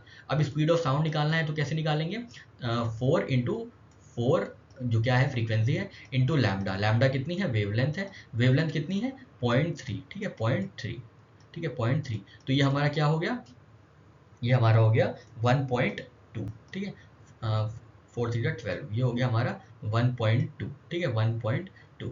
अब क्या बोल रहा है इसमें, how long will it travel to take 2.4 kilometre, ठीक है टाइम पूछ रहा है, टाइम कितना होता है, टाइम होता है डिस्टेंस अपॉन स्पीड, ठीक है डिस्टेंस अपॉन स्पीड, डिस्टेंस कितनी दी गई है, डिस्टेंस दी गई है 2.5 किलोमीटर, सॉरी 2.4 किलोमीटर, ठीक है 2.4 किलोमीटर, और स्पीड कितनी है, स्पीड हमने निकाली थी 1.2 है, ठीक है 1.2 है ये। अब ये दोनों ही सिमिलर यूनिट में है तो ये 2 सेकेंड हो गया, 12 दूनी 24, ठीक है 12 दूनी 24, तो 2 सेकेंड इसका आंसर हो गया, ठीक है समझ में आया आपको कैसे निकाला, पहले वेलोसिटी निकाली साउंड की, कैसे निकाली, c is equal to N into lambda, N की एन मतलब फ्रीक्वेंसी की वैल्यू पुट की, लैम्डा की वैल्यू पुट की, और दोनों को ही सिमिलर यूनिट में बना लिया, इक्वलाइज कर दिया। उसके बाद क्या पूछा है, उसके बाद टाइम पूछा था, तो टाइम हमने कैसे निकाला, डिस्टेंस अपॉन स्पीड, ठीक है डिस्टेंस अपॉन स्पीड, ठीक है तो इसका सही आंसर आ गया 2 सेकेंड। नेक्स्ट है 29 क्वेश्चन है, ये भी एप्लीकेशन बेस्ड है, देख लेते हैं, एनडीए 2015 में पूछा है। अल्ट्रासोनिक वेव्स ऑफ फ्रीक्वेंसी, अच्छा हर्ट्ज इतनी दी है, मतलब एन इतना दिया है, are passed through a medium where speed of sound is 10 times that in air, ठीक है तो स्पीड दिया है 10 टाइम्स दैट इन एयर, ठीक है 10 टाइम्स दैट इन एयर, और स्पीड दिया है sound in air is 300 meter per second, the wavelength of this wave in that medium will be the order of, ठीक है तो स्पीड वेवलेंथ पूछी है, ठीक है क्या हमको पता है c is equal to N into lambda, ठीक है ये हमें पता है, speed of sound is equal to क्या होता है फ्रीक्वेंसी इंटू वेवलेंथ, वेवलेंथ आपसे पूछ रहा है, ठीक है वेवलेंथ आपसे पूछ रहा है, तो क्या हुआ वेवलेंथ जब इधर ले आएंगे तो ये हो जाएगा सी अपॉन फ्रीक्वेंसी, सी अपॉन फ्रीक्वेंसी, ठीक है सी अपॉन फ्रीक्वेंसी। अब यहाँ पे स्पीड ऑफ एयर दी है 300 मीटर पर सेकेंड और 10 टाइम्स दी है, तो ये कितना हो गया लगभग, तो ये हो गई 3 इंटू 10⁻3, ठीक है 3 इंटू 10⁻3 मीटर पर सेकेंड हो गया, और जो फ्रीक्वेंसी दी है वो कितनी दी है 3 इंटू 10⁻5 हर्ट्स, ठीक है 10⁻5 हर्ट्स, ठीक है तो ये आ गया, अगर हम ये कैंसिल हो गया, 3 ऊपर है, डिनोमिनेटर में 5 है, तो 3 माइनस 5 क्या होता है -2 होता है, तो पावर में क्या आ जाएगा 10-2, ठीक है 10-2, और अगर हम इसको सॉल्व करें आ जाएगा 1 सेंटीमीटर, क्योंकि 1/100 हो जाएगा, तो ये हो जाएगा 1 सेंटीमीटर, ठीक है 1 centimetre, 1 metre is equal to 100 centimetre, तो इसका 1 सेंटीमीटर आंसर होगा ऑप्शन ए, ठीक है ऑप्शन ए, हाँ सही है, ठीक है वही है, वी की हमने चाल निकाल ली, मतलब उसका स्पीड निकाल ली, और यहाँ पे निकल के आई वो 3 इंटू 10⁻3, क्योंकि 300 टाइम्स ज़्यादा, मतलब 300 है और 10 टाइम्स ज़्यादा है, तो 300 इंटू 10, ठीक है 300 इंटू 10, अगर हम इसको 10 के फॉर्म में कर रहे हैं तो 3 ये हो गया, और कितने वो बचे 1 2 3, ठीक है 1 2 3 वो बचे 3 जीरोस, तो 3 जीरोस को हमने पावर में ले लिया, ठीक है तो ये ऐसे हो गया, और बाकी जो एप्लीकेशन था वो आपने देखा। चलिए आगे बढ़ते हैं, नेक्स्ट क्वेश्चन देख लेते हैं, क्वेश्चन नंबर 40।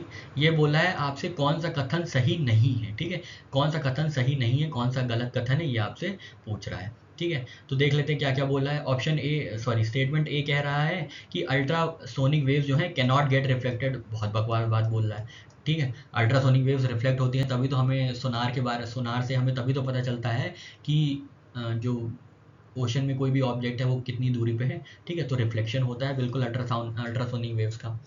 नेक्स्ट बोल रहा है option B, sorry statement B बोल रहा है ultrasonic waves are used to detect presence of defects like cracks porosity etcetera, हाँ ठीक है क्या होता है, अगर यहाँ पे मान लीजिए कोई पाइप है, ठीक है कोई पाइप है और वो टूट गई है, ठीक है वो टूट गई है, ऐसे टूट गई है, तो क्या होगा, जो अल्ट्रासोनिक वेव पास हो रही है, साउंड पास हो रही है, वो रिफ्लेक्ट बैक कर जाएंगे, तो इससे समझ में आ जाएगा कि ये टूट गई है, और अगर नहीं रिफ्लेक्ट बैक करेंगे, एकदम जल्दी चली जाएंगी, बाहर निकल जाएंगी, तो समझ में आ जाएगा ये टूटी नहीं है। तो क्रैक्स को, पोरोसिटी को, इन सब चीज़ों को क्या कर सकते हैं, अल्ट्रासोनिक वेव्स के माध्यम से पता कर सकते हैं, तो ऑप्शन ए जो है, सॉरी ऑप्शन बी सही है।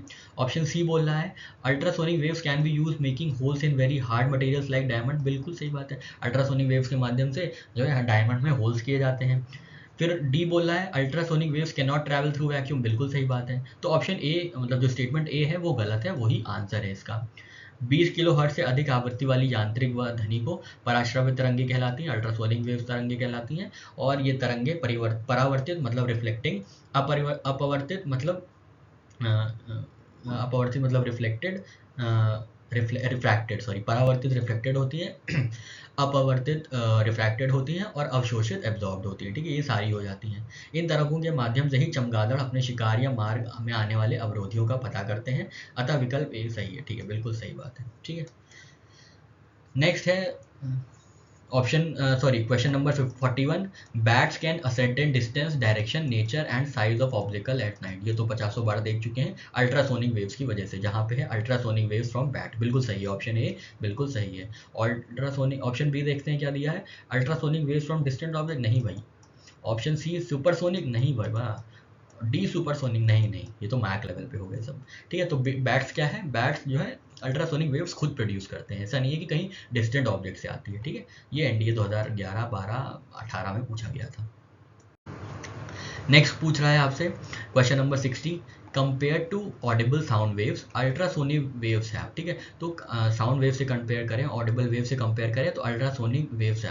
अब देखते हैं जो ऑडिबल साउंड वेव है उनकी फ्रीक्वेंसी कहाँ से कहाँ तक है, 20 से 20,000 हर्ट्ज तक है। ठीक है, 20 से 20,000 हर्ट्ज तक उनकी फ्रीक्वेंसी है। अल्ट्रासोनिक फ्रीक्वेंसी कहाँ पे है, अल्ट्रासोनिक की फ्रीक्वेंसी 20,000 हर्ट्ज से ज़्यादा है। ठीक है, 20,000 हर्ट्ज से ज़्यादा है, तो फ्रीक्वेंसी ज़्यादा हुई। ठीक है, फ्रीक्वेंसी ज़्यादा हुई तो क्या हुआ, स्पीड भी ज़्यादा हुई। ठीक है, फ्रीक्वेंसी ज़्यादा है तो स्पीड ज़्यादा हुई, तभी तो ज़्यादा फ्रीक्वेंसी हो रही है ना, ज़्यादा तभी तो ट्रैवल कर पा रही है। फ्रीक्वेंसी ज़्यादा हुई मतलब ज़्यादा ऑसिलेशंस हो रहे हैं, मतलब स्पीड ज़्यादा हो रही है। देख लेते हैं क्या ऑप्शन है इसमें। Option A higher speed, higher speed तो होती है। ठीक है, हायर फ्रीक्वेंसी, बिल्कुल हायर फ्रीक्वेंसी भी होती है। लॉन्गर वेवलेंथ नहीं होती, जब स्पीड और एनर्जी ज़्यादा है, फ्रीक्वेंसी ज़्यादा है, तो शॉर्टर वेवलेंथ हो जाती है। ये गलत हो गया। ठीक है, ऑप्शन सी सही है। ठीक है, ऑप्शन डी बोला है both higher speed and frequency, हाँ ये सही, अरे सॉरी ऑप्शन डी सही है। ठीक है, सी तो पूछा ही नहीं है यहाँ पे, डी पूछा है। ठीक है, तो हायर स्पीड और फ्रीक्वेंसी दोनों होती हैं इसमें। ठीक है, तो हमने आपको बताया कैसे ज़्यादा होती हैं, एक्सप्लेनेशन पे ज़्यादा इम्फोसिस नहीं करेंगे। क्वेश्चन नंबर 61 पे चलते हैं। उत्तराखंड लोअर पीसीएस 2016 का क्वेश्चन है।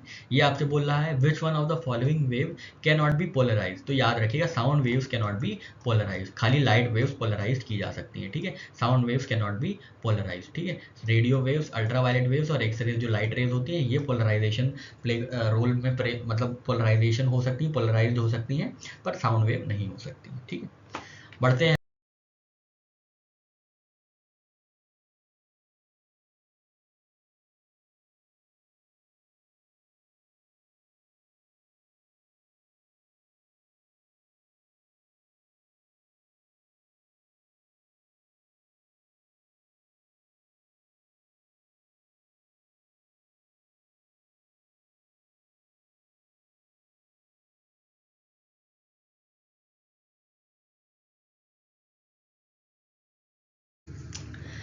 नेक्स्ट क्वेश्चन देखते हैं, 65th क्वेश्चन देखते हैं। आरएएस 2013 में पूछा गया था, राजस्थान एडमिनिस्ट्रेटिव सर्विस में। आपसे पूछ रहा है कौन सा कथन सत्य है। ठीक है, कौन सा कथन सत्य है। पहले बोल रहा है ऑप्शन ए, मतलब स्टेटमेंट ए मान लीजिए, ये बोल रहा है nano ear can detect sound level as low as 120 dB। ठीक है, मतलब जो नैनो ईयर्स है, नैनो कर्ण है, वो क्या कर सकते हैं, वो 120 डेसिबल्स तक सुन सकते हैं, मतलब -120 डेसिबल्स तक सुन सकते हैं। ठीक है, फिर आपसे बोल रहा है nano ear can detect sound level as low as -60 dB। फिर ऑप्शन सी बोल रहा है nano ear consist of single nano particle, और ऑप्शन डी बोल रहा है nano ear consist of single silver nano particle. ठीक है, तो इसका आंसर है, बस याद कर लीजिएगा, ऑप्शन बी है। जो नैनो ईयर होते हैं वो -60 डेसिबल तक सुन सकते हैं। ठीक है, -60 डेसिबल तक नैनो ईयर सुन सकते हैं। ठीक है, ये ऐसा क्वेश्चन होता है जिसमें बहुत ज़्यादा डिटेलिंग होती है, तो ऐसे क्वेश्चन को ना ही पढ़ना है ना ही अटेम्प्ट करना है अगर पूरी तरीके से पता नहीं है तो। ठीक है, अब नैनो ईयर तो बहुत ज़्यादा स्पेसिफिक चीज़ हो गई ना, इतना डीप में पढ़ेंगे तो हमारा सिलेबस ही कभी कंप्लीट नहीं होगा। ठीक है, और हमें यहाँ पे जनरलिस्ट बनना है, स्पेशलिस्ट नहीं। ठीक है, हमारा एग्जाम मेन ध्येय है एग्जाम को क्वालिफाई करना। ठीक है, बढ़ते हैं 66 नंबर क्वेश्चन की ओर। आईएएस प्री 2016 का क्वेश्चन है। In which of the following speed of sound is maximum. Speed of sound किस में मैक्सिमम होगी, सॉलिड में होगी। ठीक है, सॉलिड में होगी, उसके बाद लिक्विड में होगी, और फिर गैस में होगी। ठीक है, सॉलिड में मैक्सिमम, उससे कम लिक्विड में, उससे कम गैस में। देख लेते हैं। 0 डिग्री वायु पर वायु, मतलब एयर एट 0 डिग्री नहीं, air at 100 degree, air at 0 degree से तो ज़्यादा ही होगी।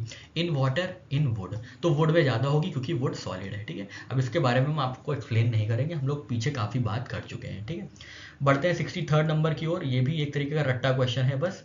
ये बोल रहे हैं for reproducing sound a CD audio player uses, ठीक है, साउंड को रिप्रोड्यूस करने के लिए सीडी जो होती है, सीडी कॉम्पैक्ट डिस्क जो होती है, वो जो कॉम्पैक्ट डिस्क ऑडियो प्लेयर होता है वो कैसे क्या प्रयुक्त करता है वो साउंड को प्रोड्यूस करने के लिए, तो वो लेज़र बीम प्रोड्यूस करता है, ठीक है, बस ये याद रख लीजिएगा, लेज़र बीम, ठीक है, लेज़र बीम, ठीक है। तो इन क्वेश्चन में सिर्फ आपको दो चीज़ें याद रखनी है, रट्टा मारना है इसलिए ताकि अगर ये क्वेश्चन हूबहू रिपीट हो जाए तो आप हूबहू ही आंसर देके हूबहू ही एक्यूरेसी के साथ हूबहू नंबर पा पाएं, ठीक है। चलिए आगे बढ़ते हैं। नेक्स्ट क्वेश्चन है क्वेश्चन नंबर 67, CDS 2016 का क्वेश्चन है। आपसे पूछ रहा है कौन सा कथन सही है, ठीक है, कौन सा कथन सही है। ध्वनि का वेग मतलब जो वेलोसिटी होती है साउंड की वो किस पे डिपेंड करती है। Doesn't depend upon nature of medium, बिल्कुल गलत बात है। डेंसिटी और इलास्टिसिटी तो नेचर ही होते हैं मीडियम का, तो उस पर तो डिपेंडेंट होती है, तो मीडियम पे डिपेंडेंट होती है, तो ये गलत हो गया। इज मैक्सिमम इन गैसेस, ना भाई, maximum in solid, maximum in solids, option C right, ठीक है, ऑप्शन सी सही है। एंड मिनिमम इन गैसेस, ये भी हो सकता है। Maximum in solid and minimum in gases, option C और ऑप्शन डी तो एक ही है ना, हाँ एक ही वर्डिंग है, ठीक है, इनका ये गलत गलत टाइपिंग हो गई है, तो ऑप्शन सी या डी दोनों ही सही है, ठीक है। अब इसके बारे में ज़्यादा चर्चा नहीं करेंगे, काफ़ी कर चुके हैं। देखते हैं 68 नंबर क्वेश्चन, IAS GS 2003 का क्वेश्चन है।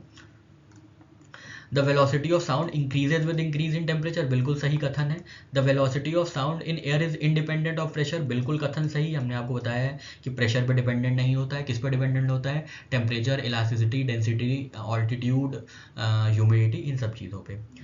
Option C the velocity of sound air in decreases as the humidity increases, ये गलत है। यही पूछा था आपसे कौन सा कथन सही नहीं है, ठीक है। तो हमने आपको बताया था जब ह्यूमिडिटी क्या होती है, humidity is amount of water molecules present in packet of air. एक एयर पैकेट में, जो एक एयर पैकेट होता है, एटमॉस्फेरिक एयर पैकेट होता है, उसमें वाटर ड्रॉपलेट्स कितनी है ये बताता है ह्यूमिडिटी। ज़्यादा ह्यूमिडिटी का होने का मतलब क्या होता है कि ज़्यादा लिक्विड है, ठीक है। अब ज़्यादा लिक्विड या गैस दोनों में स्पीड ऑफ वेलोसिटी या स्पीड ऑफ साउंड किस में ज़्यादा होगी, तो लिक्विड में ज़्यादा होती है कंपेयर्ड विद गैस, ठीक है। तो जो एक गैस है जो ड्राई है जिसमें कोई भी वाटर मॉलिक्यूल नहीं है, स्पीड ऑफ साउंड उसमें ज़्यादा होगी, या स्पीड ऑफ साउंड उसकी ज़्यादा होगी जिसमें लिक्विड बहुत है, ठीक है। तो जिसमें लिक्विड बहुत है वो ज़्यादा होगी, ठीक है, कंपेयर्ड विद गैस। तो ह्यूमिड एयर में क्या होता है, ज़्यादा वेलोसिटी होती है, ह्यूमिडिटी ज़्यादा होती है, तो वेलोसिटी बढ़ जाती है, ठीक है। तो ये ऑप्शन डी गलत है कि velocity of sound in air decreases as humidity increases. Humidity increase होने पे लिक्विड बढ़ जाती है, लिक्विड बढ़ने पे साउंड की स्पीड बढ़ जाती है, तो ऑप्शन सी गलत है। ऑप्शन डी देख लेते हैं, the velocity of sound in air is not affected by change in amplitude and frequency, ठीक है, बिल्कुल सही बात है, एम्पलीट्यूड और फ्रीक्वेंसी पे कोई फर्क नहीं पड़ता है, ठीक है, ये तो हमने देखा था। नेक्स्ट क्वेश्चन है NDA 2016 का क्वेश्चन है, देख लेते हैं क्या बोल रहा है। कौन सा कथन सही है, ठीक है, सही पूछ रहा है। ऑप्शन ए बोल रहा है speed of sound waves in medium depends upon elastic property of medium but not on inertia, नहीं गलत है। इनर्शिया मतलब movement, to and fro movement, इस पर भी डिपेंड करता है, मतलब इलास्टिसिटी कितनी होगी, ये भी इलास्टिसिटी, यहाँ पे इनर्शिया प्रॉपर्टी जो है इलास्टिसिटी के इक्विवेलेंट होती है, ठीक है, इलास्टिसिटी के इक्विवेलेंट होती है, तो इलास्टिसिटी पे डिपेंड करती है। The speed of sound waves in a medium depends upon inertia property of medium but not on elastic property, ना भाई, इलास्टिसिटी पे भी डिपेंड करती है, इनर्शिया पे भी डिपेंड करती है, ठीक है, ये भी गलत हो गया, ऑप्शन ए भी गलत हो गया। The speed of sound waves in medium depends neither on its elastic nor its inertia, ना, option D speed of sound waves in medium depends both on elastic property and inertia property, ठीक है, बिल्कुल सही बात है। Density, elasticity, inertia depend करता है sound wave, मतलब इफेक्ट करता है स्पीड ऑफ साउंड, ठीक है, इसके बारे में कई बार बात कर चुके हैं। बढ़ते हैं आगे, क्वेश्चन नंबर 78 देखते हैं, NDA 2018 का क्वेश्चन है। Which one of the following statements about electromagnetic waves, sound waves and water waves are correct, ठीक है। तो आपको इलेक्ट्रोमैग्नेटिक वेव के बारे में पता होना चाहिए, साउंड वेव के बारे में पता होना चाहिए और वाटर वेव के बारे में पता होना चाहिए, ठीक है। तो ये इलेक्ट्रोमैग्नेटिक वेव्स हमने अपने आपको चैप्टर में आपको बहुत अच्छे से पढ़ाया था, वेव मोशन और इलेक्ट्रोमैग्नेटिज्म में साउंड वेव्स पढ़ा है। वाटर वेव्स देख लेते हैं, वाटर वेव्स तो नहीं पढ़ा है खैर, लेकिन देख लेते हैं कैसे यहाँ पे काम करेगा, ठीक है। तो कौन सा कथन सही है आपको ये बताना है। दे एग्जिबिट रिफ्लेक्शन, ये परावर्तन दिखाती है, ठीक है, बिल्कुल सही बात है, तीनों ही परावर्तन दिखाती हैं। इलेक्ट्रोमैग्नेटिक वेव्स रिफ्लेक्ट होती हैं, साउंड वेव्स तो रिफ्लेक्ट होती ही हैं, वाटर वेव्स भी होती हैं। दे कैरी एनर्जी, ऑब्वियसली हमने आपको जब पढ़ाया था शुरुआत का चैप्टर का पहली दूसरी लाइन थी साउंड वेव में कि क्या होता है, साउंड वो खुद नहीं पास होती है, बस एनर्जी पास होती रहती है, ठीक है। Sound is movement of energy without actual transference of matter, ठीक है। ये हमने पढ़ा था। तो वो एनर्जी ट्रांसफरेंस होती है, बिल्कुल सही बात है। दे एक्सर्ट प्रेशर, बिल्कुल तीनों एक्सर्ट करते हैं प्रेशर। फोर्थ कह रहा है they can travel in vacuum, ठीक है, तो वो वैक्यूम में नहीं ट्रैवल कर सकती। कौन? साउंड वेव्स तो वैक्यूम में नहीं ट्रैवल कर सकती। इलेक्ट्रोमैग्नेटिक वेव्स कर सकती हैं, वाटर वेव्स का नहीं पता, लेकिन इलेक्ट्रोमैग्नेटिक वेव्स कर सकती हैं और साउंड वेव्स नहीं कर सकती। तो ऑप्शन 4 इसका गलत होगा। तो देख लेते क्या ऑप्शन सही है। ऑप्शन ए 1 2 3 बिल्कुल सही है। ऑप्शन ए 1 2 3 जो है बिल्कुल सही है। तो विद्युत चुंबकीय तरंगे, ध्वनि तरंगे तथा जल तरंगे तीनों किसी सतह से परावर्तन का, किसी सतह पर दाब का एवं संचरण के दौरान ऊर्जा का वहन करती हैं। वही तीनों रिफ्लेक्ट होती हैं, तीनों के पास एनर्जी होती है, तीनों प्रेशर क्रिएट करती हैं। लेकिन क्या होता है, इलेक्ट्रोमैग्नेटिक जो है वो बिना मीडियम के ट्रैवल करती हैं। Sound requires medium to travel. Next question देखते हैं। क्वेश्चन नंबर 85 आपसे पूछ रहा है कौन सा कथन सही नहीं है, ठीक है, देख लेते हैं। ऑप्शन ए बोल रहा है pitch of a sound is its characteristic by which we can generally differentiate between male voice and female voice, ठीक है। हाँ, मेल वॉइस और फीमेल वॉइस के लिए आप डिफरेंशिएट करते हैं पिच को, पिच यूज करते हैं। क्यों? क्योंकि श्रिल पिच जो है, पिच जो है ग्रेव साउंड देती है या श्रिल साउंड देती है, ठीक है। श्रिल साउंड मतलब तीक्ष्ण साउंड देती है और ग्रेव साउंड मतलब मोटी साउंड देती है, ठीक है। तो जनरली आदमियों की आवाज़ ग्रेव होती है, ठीक है। आदमियों की आवाज़ क्या होती है? ग्रेव होती है, ठीक है। आदमियों की आवाज़ क्या होती है? ग्रेव होती है। और जो स्त्रियों की आवाज़ होती है, फीमेल्स की आवाज़ होती है, उनमें क्या होता है? वो श्रिल होती है, ठीक है, वो तीक्ष्ण होती है, ठीक है। वो क्या होती है? तीक्ष्ण होती है, श्रिल होती है। तो पिच जो है इससे हमें पता लगाती है, मदद करती है कि ग्रेवनेस और श्रिलनेस साउंड कहाँ से पता लगाई जाएगी, तो वो पिच से पता लगा लेते हैं। और जो अलग साउंड हैं, जैसे सितार की साउंड वायलिन की साउंड से, और किसी की साउंड किसी और साउंड से, तो वो हम लोग क्वालिटी से चेक कर पाते हैं, ठीक है। पर मेल और फीमेल वॉइस के लिए हम श्रिलनेस और ग्रेवनेस पे डिपेंड करते हैं, ठीक है, जो कि पिच से आइडेंटिफाई की जाती है, ठीक है। तो यहाँ पे लिखा हुआ है, देखिए, तारत्व पिच या सुर ध्वनि का वही लक्षण है जिसमें ध्वनि को मोटा, ग्रेव या तीक्ष्ण तीक्ष्ण कहा जाता है, श्रिल या मोटा, ठीक है। तो मोटा पुरुषों की आवाज़ मोटी होती है, उनमें पिच कम होती है, ठीक है, उनमें तारत्व कम होता है, ठीक है। मोटी आवाज़ पिच कम, ठीक है, मोटी आवाज़ पिच कम, ठीक है, इनवर्सली रिलेटेड है। पतली आवाज़ हाई पिच, ठीक है, पतली आवाज़ हाई पिच, ठीक है। तो ये बिल्कुल सही बात है, ऑप्शन ए सही है। ऑप्शन बी है loudness of a sound is related to its frequency. नहीं, लाउडनेस किससे रिलेटेड है? लाउडनेस रिलेटेड है एम्पलीट्यूड से या इंटेंसिटी से, ये हमने पढ़ा था। तो ऑप्शन बी गलत है। इसमें गलत कथन पूछा था ना, तो ऑप्शन बी राइट आंसर होगा। ऑप्शन सी और डी भी देख लेते हैं लेकिन। तो सी बोल रहा है अ म्यूजिकल साउंड है certain well defined frequencies which are generally harmonics of fundamental frequency. बिल्कुल सही बात है, सारे गामा पा धा नी सा ये सब है। The timbre of particular musical sound is related to wave form, ठीक है, हमने ये बताया है। क्वालिटी या टिम्बर किससे रिलेटेड है? तो वेव फॉर्म से रिलेटेड है, जिसकी वजह से हम डिस्टिंग्विश कर पाते हैं पर्टिकुलर साउंड को, ठीक है। तो ऑप्शन बी बिल्कुल सही है, ठीक है, कुछ सही है, ठीक है, ऑप्शन बी सॉरी बिल्कुल सही है। कुछ ध्वनियाँ संगीत में होती है, इतना ज़्यादा हम लोग एक्सप्लेनेशन में नहीं जाएंगे, ठीक है। बढ़ते हैं 88 नंबर क्वेश्चन पे। The whistle sound of an approaching train increases whereas that of receding train decreases, ठीक है। तो ये जो डॉपलर इफेक्ट हो गया, ठीक है। डॉपलर इफेक्ट में क्या होता है? Change in frequency. ये हमने डॉपलर इफेक्ट में आपको बताया था, चेंज इन फ्रीक्वेंसी होती है। जो ये मान लीजिए ये कोई ट्रेन है, इधर आ रही है, आप यहाँ खड़े हैं, ठीक है, इधर आ रही है, तो फ्रीक्वेंसी बढ़ती जाएगी, फ्रीक्वेंसी बढ़ती जाएगी। और जब ये पास हो जाएगी आपसे, आपसे दूर होती चली जाएगी, तो फ्रीक्वेंसी घट जाएगी, ठीक है। तो यही होता है whistle sound of an approaching train increases. उनकी फ्रीक्वेंसी बढ़ जाती है क्योंकि वो नज़दीक आती है। डॉपलर इफेक्ट का यही कहना है, चेंज इन फ्रीक्वेंसी। जैसे ही ऑब्जेक्ट के पास, ऑब्जर्वर के पास जो है साउंड एमिटिंग ऑब्जेक्ट आता है, तो वो क्या होता है? उसकी फ्रीक्वेंसी बढ़ जाती है। और जब वो दूर चला जाता है तो क्या होता है? फ्रीक्वेंसी घट जाती है, ठीक है। तो ये डॉपलर इफेक्ट होता है। देख लेते हैं ऑप्शन में क्या क्या है। रमन इफेक्ट नहीं, जूल थॉमसन ना, कॉम्पटन इफेक्ट नहीं, ऑप्शन डी डॉपलर प्रभाव, ठीक है, डॉपलर प्रभाव, ठीक है। ध्वनि स्रोत और श्रोता के बीच सापेक्ष गति होने पर श्रोता द्वारा सुनी गई ध्वनि की आवृत्ति मतलब फ्रीक्वेंसी चेंज होती है, ठीक है। तो change in frequency leads to मतलब इंक्रीज और डिक्रीज ऑफ विसल, ठीक है। चलिए आगे बढ़ते हैं। नेक्स्ट क्वेश्चन आपसे पूछ रहा है 89 क्वेश्चन, झारखंड पीसीएस 2006 का है और आईएएस 94 में पूछा गया है। The pitch of a voice of a woman is in general. अभी हमने देखा था पिच क्या होती है? पिच हाई होती है, ठीक है, पिच हाई होती है विमेन की, इसीलिए क्या होती है? श्रिल होती है, ठीक है।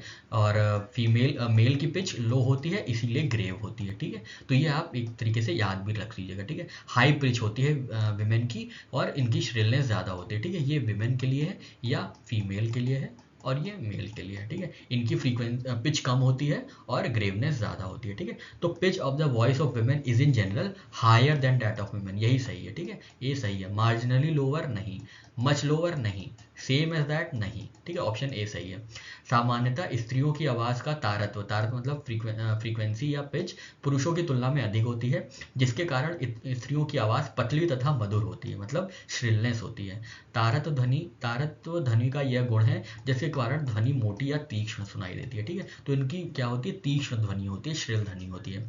तारत आवृत्ति पर निर्भर करता है, फ्रीक्वेंसी पर निर्भर करता है। जैसे जैसे ध्वनि की आवृत्ति बढ़ती है, मतलब जैसे जैसे फ्रीक्वेंसी बढ़ती है, वैसे वैसे क्या बढ़ती है, वैसे वैसे पिच बढ़ती है, ठीक है। ये तो हमने देखा था, पिच बढ़ेगी, फ्रीक्वेंसी बढ़ेगी, और वैसे ही वैसे तीक्ष्ण और पतली होती जाएगी, वैसे वैसे ही श्रिलनेस और क्या होगा, पतली होती जाएगी, ठीक है।